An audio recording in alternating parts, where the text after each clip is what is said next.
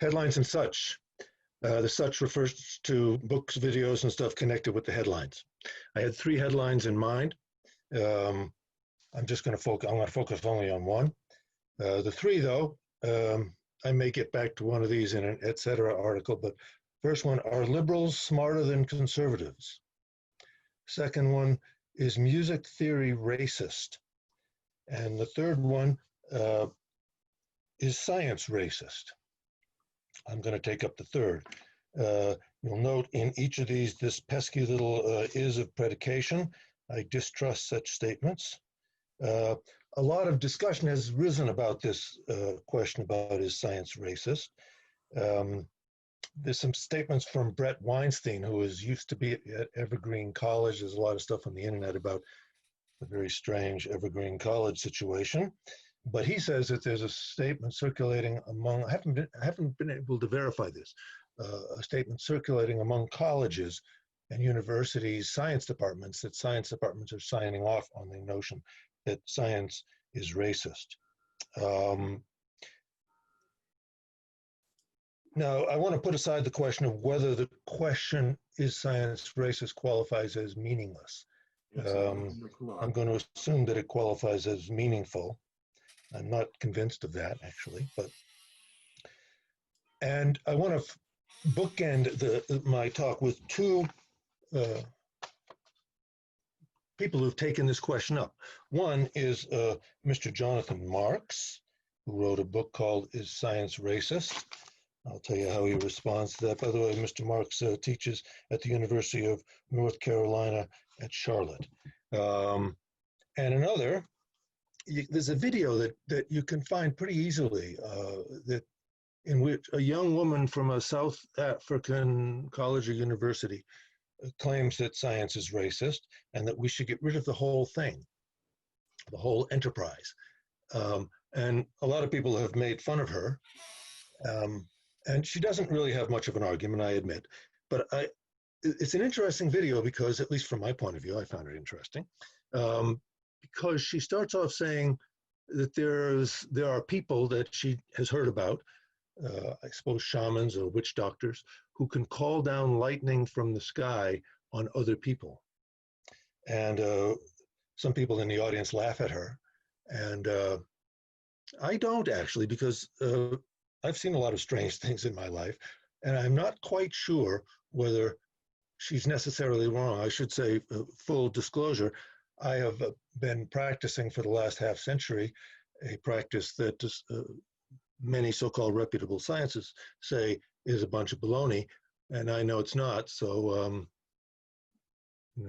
that's my reference point for saying maybe we should look further into this business that she says, that she raises. But I admit that she doesn't have much of an argument.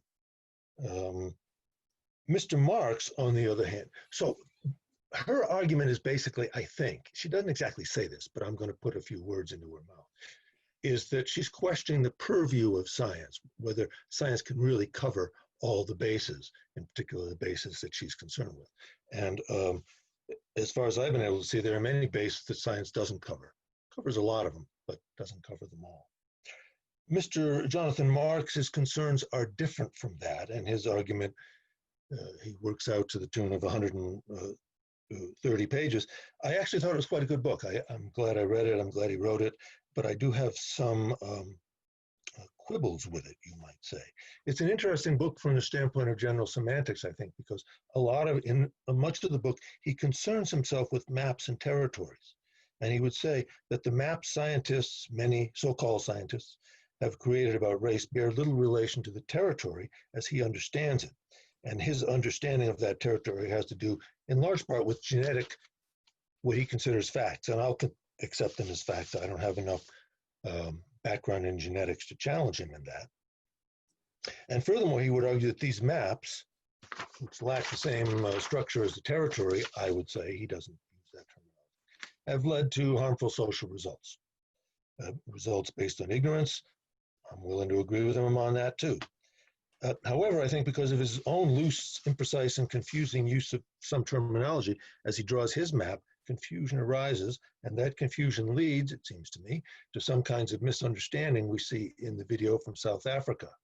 the conclusion drawn by the young woman. It's as if, to steal from Dave Barry, columnist Dave Barry, Dave Barry is he would say the R's that disappear from words in Massachusetts migrate southwest and end up in Texas, where a Texan will say he's going to wash his car. Mr. Barry's premise is that the number of consonants in the universe remains constant. But it seems that Mr. Marx's ideas have migrated, although I'm not sure he actually invented them. I think he probably picked up that ball and ran with it.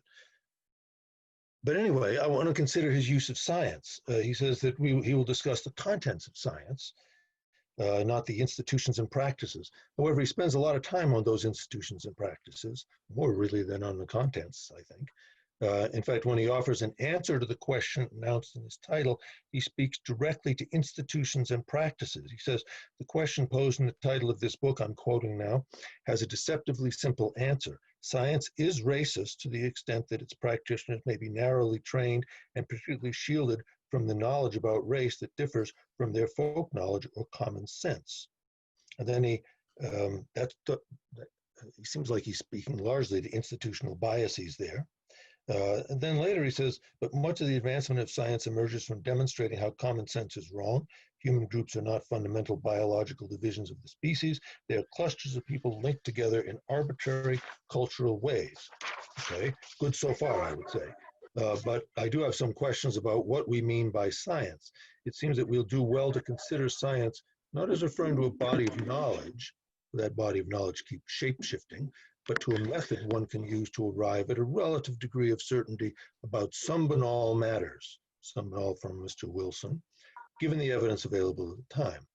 Considering that a scientist, to earn the name, has obligations. He must follow the rules of the game. He can't do science and proceed any way he pleases. If he does, he ceases to do science at all, political polemics, and so forth. But we shouldn't see the scientific methods as perfect, and though we probably should improve them as we go, as Mr. Kurzymski attempted to do, we should perhaps see them as good enough to uncover some important, if temporary, so-called facts about our world. So perhaps we should get rid of not science itself, but the label scientist, replacing it with a verb. In this case, Joe did science, or Joe scienced. Thus, science becomes a verb. I science, you science, he, she, or it sciences, we science, you science, and they science. The young woman in the video seems concerned with different matters than that. But if we consider science as a game, it has certain rules and guidelines. It has some qualities of James Carsey's infinite game, but I think more insofar as scientists try to answer specific questions, it has more connection to what Carsey calls a finite game. So I'll try to conclude quickly.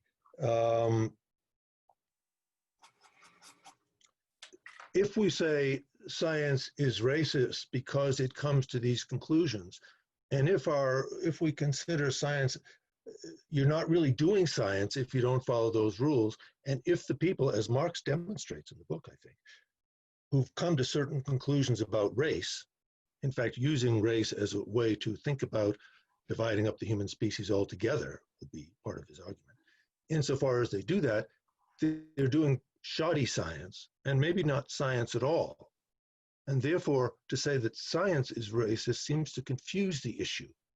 A really good example of this is Stephen Jay Gould's essay about the Scarlet W.